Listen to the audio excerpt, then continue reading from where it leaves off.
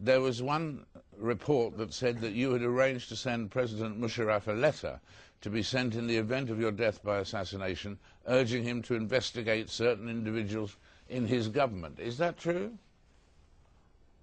Yes, it is true that I wrote to General Musharraf. I received information from General Musharraf that a friendly country had passed on to them the information that I could be attacked by a gang from the Afghan warlord Baitullah Masood, or by Hamza bin Laden, the son of Osama bin Laden, or by the Pakistani Taliban in Islamabad, or by a group in Karachi. So I sent back a letter saying that while these groups may be used, I thought it was more important to go after the people who supported them, who organized them, who could possibly be the financiers or the organizers of the finance for those groups. And I named 3 individuals who I thought were their sympathizers. Now I understand that I could be wrong and my suspicions could be misplaced, but these are the people that I suspect want to stop the restoration of democracy.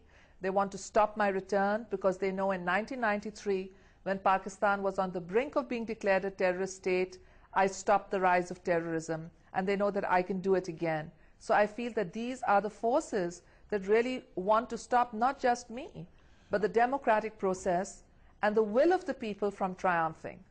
And in terms of these 3 people that you mentioned, were they members of or associated with the government? Yes, well, one of them is a very key figure in security. He's a former military officer. He is someone that has had dealings with Jaish-e-Mohammed, one of the banned groups, with Maulana Azhar, who was in an Indian jail for decapitating 3 British tourists and 3 American tourists.